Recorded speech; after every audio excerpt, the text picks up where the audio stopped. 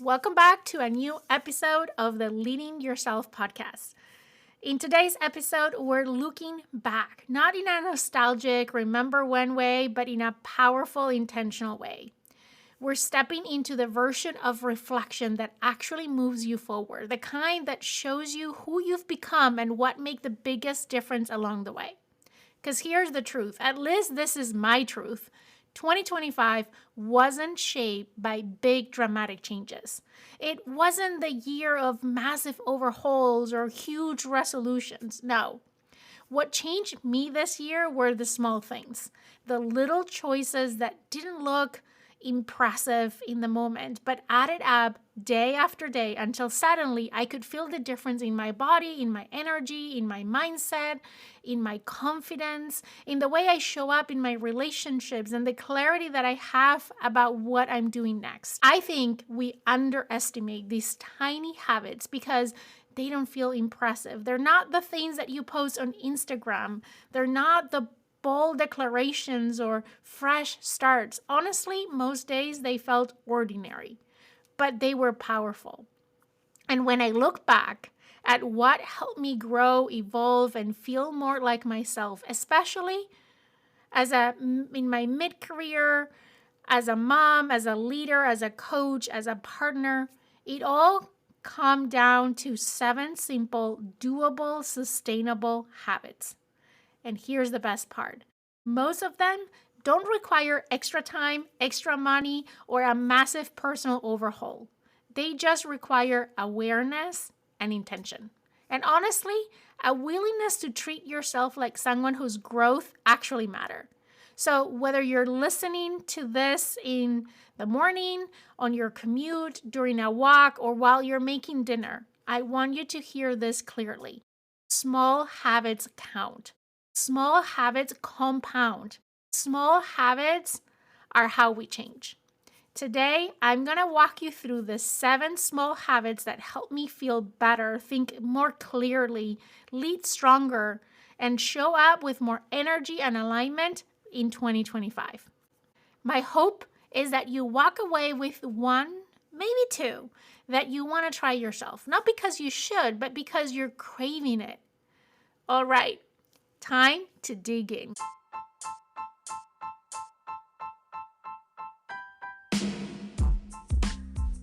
Welcome to the Leading Yourself podcast. This is your host, Carolina de Arriba. I'm an HR professional, coach, wife, mom, and above all things, a goal-getter.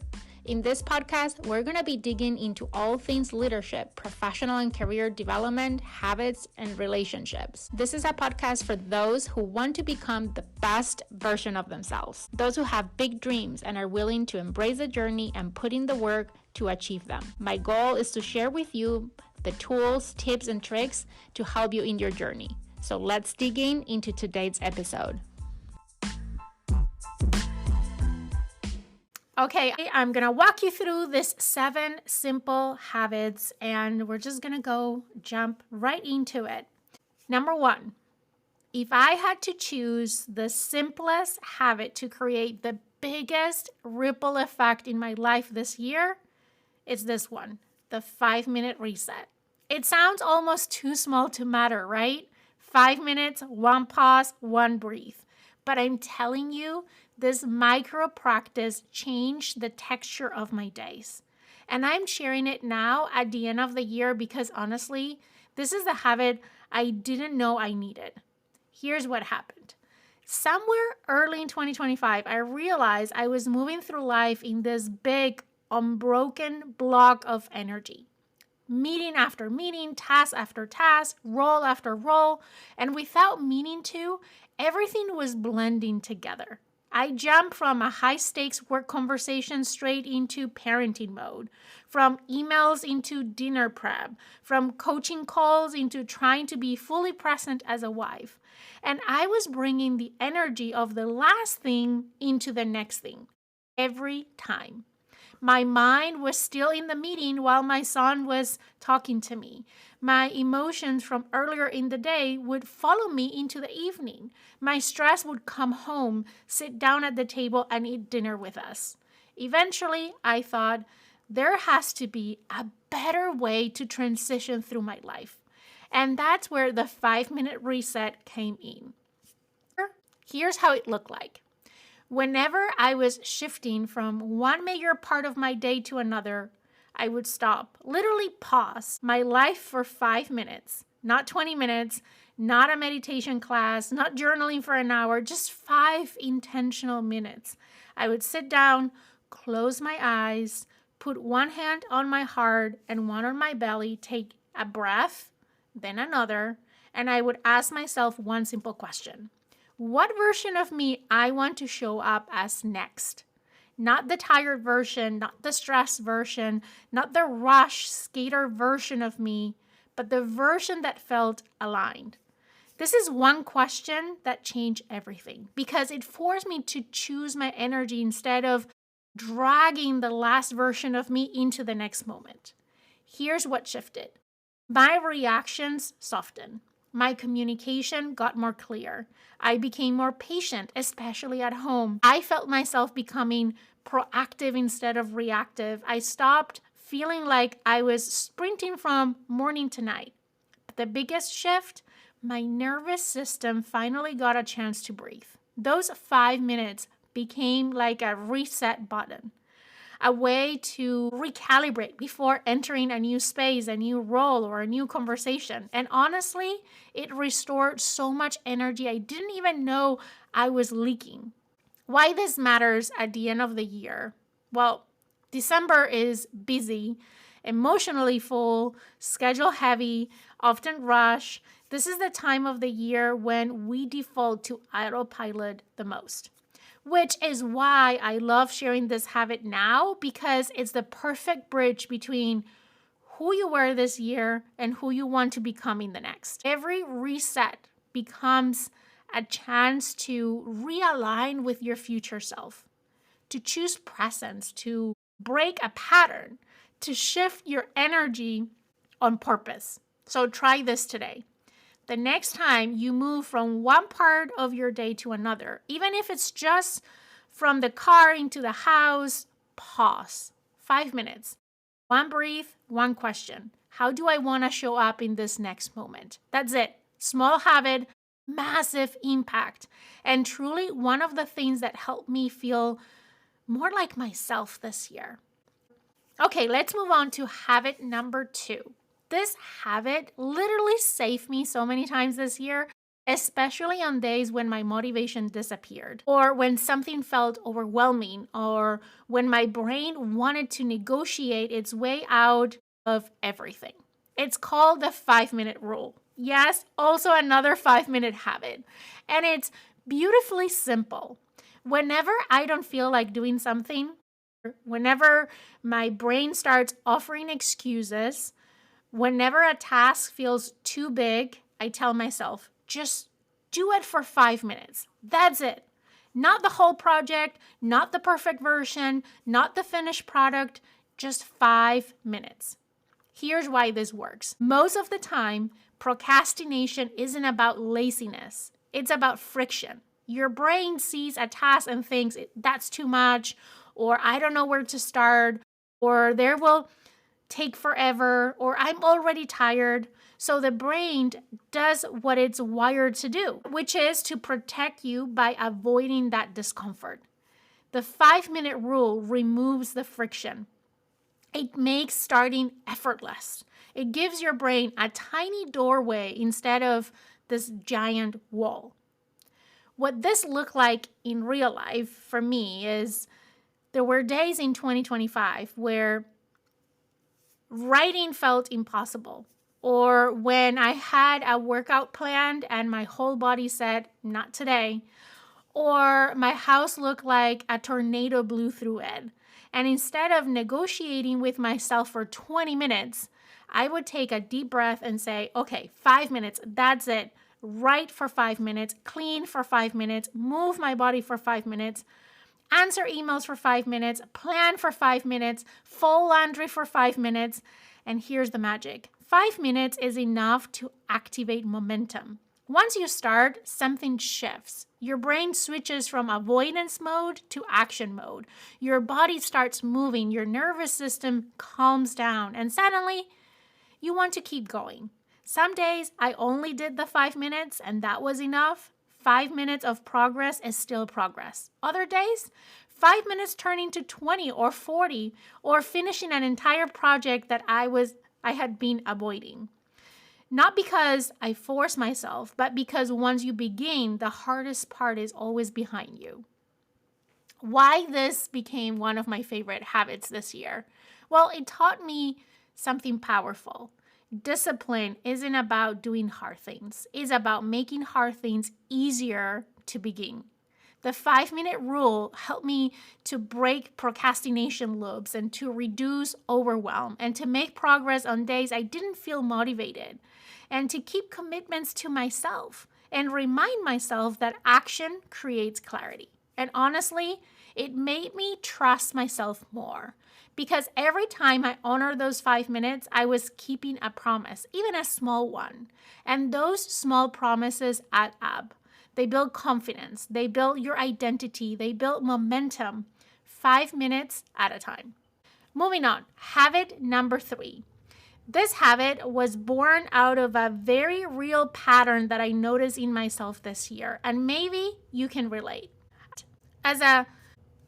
I work in HR. I'm the vice president of talent management, talent development, strategic workforce planning, inclusion, and care. My days are full. Meetings, strategy, coaching, career conversations, problem solving, decision making, all important, all meaningful. But let's be honest, corporate life runs fast. And if you're not intentional, your days can become one long stream of reactions instead of meaningful forward movement. And then there's the other side of me, the creative, multi-passionate version of me, the podcaster, the writer, the coach, the woman building her future self one brick at a time. And that part of me, she gets distracted by shiny objects. I have so many ideas, so many things that I want to build, so many this would be amazing moments that light up my brain. But here's the truth. I keep jumping from one idea to another, from one project to another, from one inspiration to the next, without actually moving anything forward. I felt excited, yes, but I wasn't building momentum. I wasn't finishing. I wasn't making the progress I knew I was capable of making. And one day, after spinning my wheels in 5 different directions, I asked myself, what would happen if instead of doing everything, I choose one thing each day that genuinely moved me forward? That question became a habit. The rule is simple. Every single day, do one thing that moves you closer to your future self. Just one.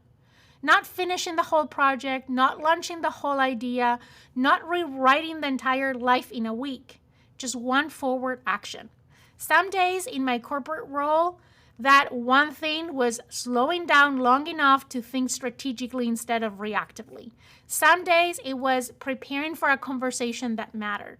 Some days it was saying no to something so I could say yes to what was more aligned to our goals and the purpose of our team. And on the future self side, some days it was writing for 20 minutes. Some days was outlining a podcast that I've been avoiding. Some days it was learning something new. Some days it was reaching out to someone who inspired me. And some days, honestly, it was just getting my workout done because becoming a stronger version of me is part of that vision. One thing every day. Why this habit changed everything? Very simple. Because I'm someone who has big dreams and a big day job. And those two identities can clash unless you learn to manage your energy and focus intentionally. This habit created a bridge between who I am today and who I want to be next.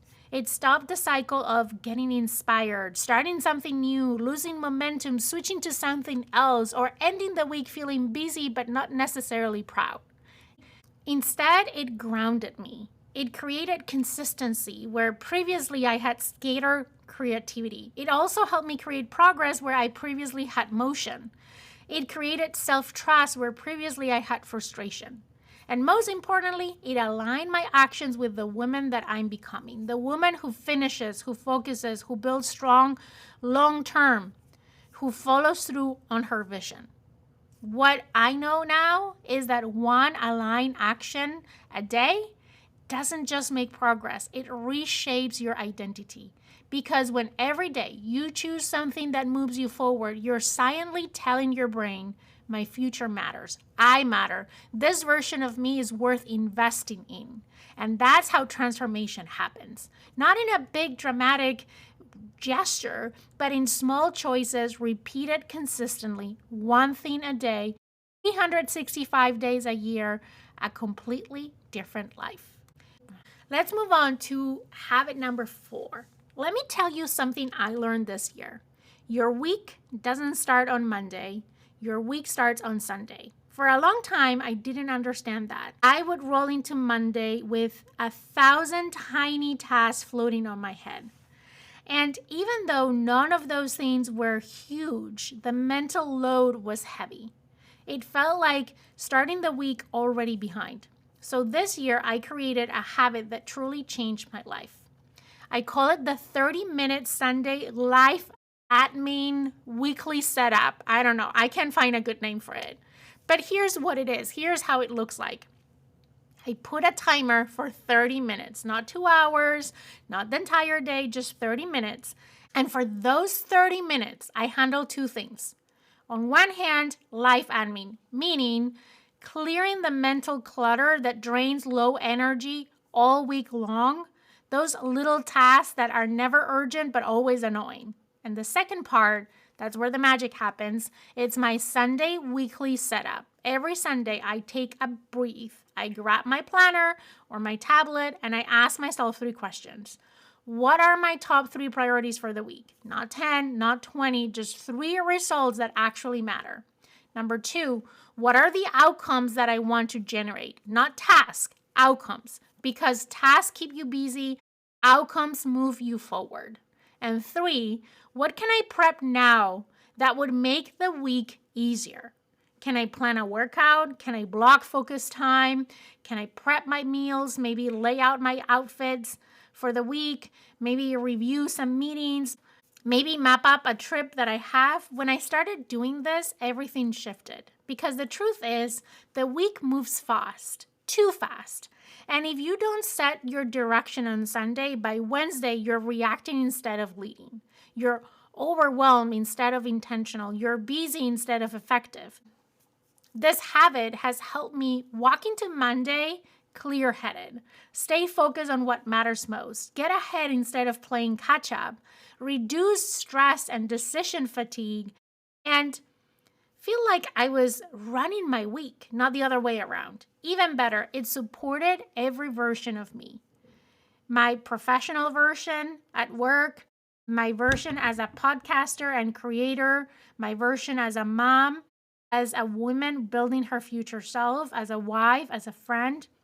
Because planning with clarity gives every part of your life room to breathe. This tiny Sunday habit, it brought me peace, structure, self-trust, and honestly, it became one of my favorite rituals of the entire week. Let's move on to habit number 5. This is the habit I'm most proud of because it didn't come naturally to me. As women, especially an ambitious women, joy can become an afterthought. We juggle so much: goals, routines, careers, parenting, relationships, growth, and somehow joy becomes the thing we squeeze in if there's time. And for a long time, that was me. I was so focused on becoming the next version of myself, the healthier me, the stronger me, the more intentional leader, the more present mom, the more creative podcaster, that joy felt optional, like something for later. But here's what 2025 taught me. Joy is not a luxury. It's a strategy. It's fuel. When joy is absent, everything feels heavier, even the things we want. So this year, I decided something simple. I would choose joy on purpose every day. Not wait for it, not hope it shows up, not count on a mood or a perfect conditions. I would create it. And honestly, this one shift changed everything. My energy, my mood, my creativity, even my relationships. For me, choosing joy looked like adding tiny joy moments into my days. Nothing big, nothing time consuming, just intentional sparks that made life feel lighter and sweeter. Things like playing music in the kitchen while making breakfast, or dancing with my daughter even on days when the to-do list felt too long. Going for a slow walk, letting the sun actually hit my face. Trying a new recipe, creating instead of consuming, especially when I felt drained. Letting myself laugh more, planning memories, not just schedules. Saying yes to connection instead of defaulting to I'm busy. These moments were not extra. They became part of my well-being, part of my identity, part of the woman I'm becoming. Because here's the truth that I learned. Your life doesn't change through discipline. It also changes through joy. You can't build your future self if you're constantly depleted. You can't expand if you're emotionally flat. You can't lead if your own joy cup is empty. Choosing joy didn't make me less productive. It made me more energized, more grounded, and more inspired. It made my year feel meaningful, not just full. And if you take one thing from this episode, let it be this. Joy is not selfish, is not childish, is not distracting, is necessary. And you're allowed to choose it on purpose with intention every single day. Moving on to habit number 6. This is a habit I stumbled into almost by accident, but it became one of my favorite energy shifting rituals of the year. Once a month, I take myself to a coffee shop to work. Just me, my laptop, and my coffee, and the gentle hum of people around me. Working from home has so many perks. If you don't know this, I work remotely. I work from home every single day. And yes, it has a lot of perks. But after months and years of doing it, something starts to happen. Your creativity can get stale. Your energy can start to flatten. Every day feels the same. And I realized I needed to shake things up. Not every week, not every day, but once a month. And here's what surprised me. Even though I thought background noise would be distracting, it actually did the opposite to me. It sparked my creativity. It helped me focus. It created this weird but powerful sense of accountability. Like, okay, Carolina, you came all the way here. Let's get this done. I did a little experimenting because not every kind of work belongs in a coffee shop. That is to be said. After trying different days, different tasks, and different formats, I finally figured out what works for me. For you, it might be something else. But for me, what I learned is that it's not ideal for days full of back-to-back meetings, especially the ones where I needed to be fully present, talking, coaching, or making decisions. It's also not great for routine tasks, like the admin things or the work that doesn't require much brain power. But it is perfect for days when I have meetings where I'm mostly listening. Surprisingly, I'm more focused and less distracted. When I need to do creative work or planning sessions or mapping out strategies or working on big, meaningful projects. Or when I need long, focused, deep work. That background noise, it keeps me alert. The change in scenery boosts my mood. And stepping out of my home environment shifts me into a different version of me, one that's more inspired and more open and more energized. And honestly, this small habit became my way of saying I'm allowed to create experiences that make work feel good. It reminded me that moment, novelty, and a little ambience can transform not just your productivity, but my energy. Sometimes the smallest shift, a new environment, a different table, the sound of cups clinking, is exactly what your brain needs to break out of autopilot and create something you're proud of. Okay, we made it all the way to habit number 7. I've said this in other episodes, but it deserves its own spotlight here. Your evenings are your edge. We talk so much about morning routines, the workouts, the journaling, the protein, the sunlight, all of it.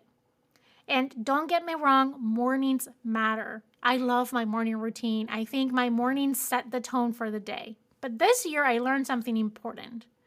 Your morning actually starts the night before. For years, I would push through my evenings on autopilot, multitasking, trying to squeeze in one more email, one more chore, one more message, and then just collapsing into bed. Overstimulated, exhausted, and wondering why I woke up tired.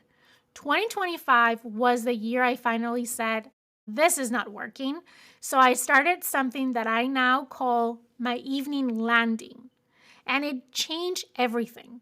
Not perfection, no big production, no hour-long routine, just a conscious, gentle way of closing my day instead of crashing into it.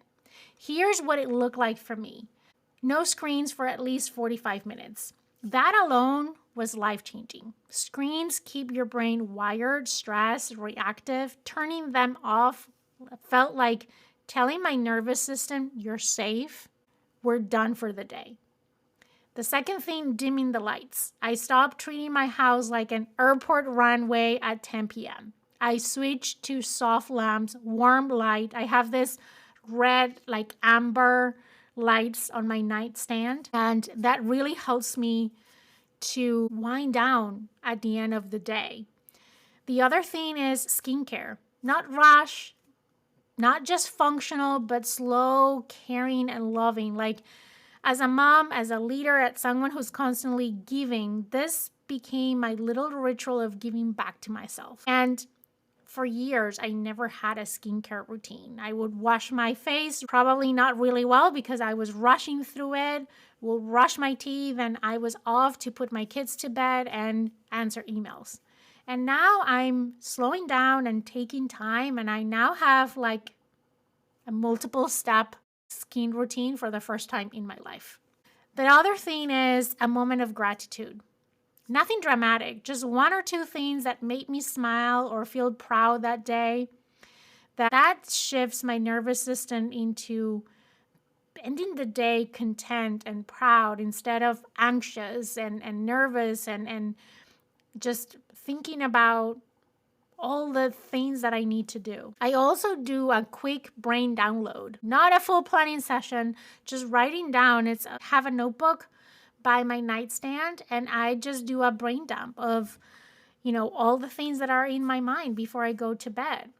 That one practice of this brain dump has helped improve my sleep, my recovery, my mood, my emotional stability, my creativity, my mornings, my ability to show up as the person that I want to be. And honestly, my sanity, because here's the truth. Ending your day in chaos creates a ripple effect. You wake up reactive, you start behind, you move through your week in survival mode. But when you land your day with intention, your whole life gets softer, more grounded, more spacious. And this wasn't about perfection. I'm a mom, I have a big job, I'm a wife. Some nights are just messy. Life happens. But even on the messy nights, I try to keep at least one part of my evening landing. Maybe the lights, maybe the skincare, maybe the brain download. Because the goal wasn't to create a routine. Maybe in my mind, that's how it started. But I quickly realized that wasn't the goal. The goal was to create a feeling of I end the day with care. I'm preparing tomorrow's version of me so she can be successful.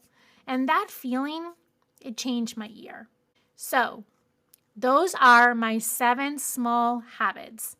And here's the beautiful thing. None of them require discipline. None of them require perfection. None of them required a huge amount of time. They did require intention and repetition and self-love. Small habits don't change your life overnight, but they can change how you feel day by day by day. And when you feel better, you lead better, you parent better, you show up better, you become more of who you're meant to be. So here's my challenge for you. Choose one habit from today's episode, just one. Or Create your own. Come up with one that speaks to you if none of these resonated with you, and try it this week. Not perfectly, not dramatically, just consistently. Because your tiny habits, they are shaping your 2026 already. Yes, already, even though 2026 is still not here. Okay, my friend, thank you so much for spending this time with me. If you love this episode, please share it with a friend who deserves to feel supported and energized as we enter the new year. And as to you, have an amazing week. I'll see you next time here on the Leading Yourself podcast.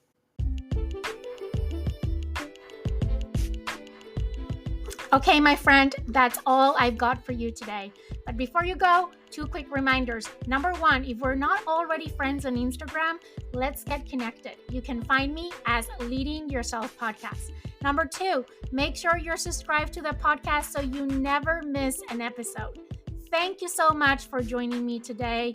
I am incredibly grateful that you're in this journey with me. I want to leave you with one last thought. I want to remind you that you're destined for more and that every step that you take brings you closer to becoming that best version of yourself. Embrace each day as a chance to learn, grow, and chase your dreams. The world needs you to shine brightly, so go out and show up fully and authentically. Take care, and I'll see you next time.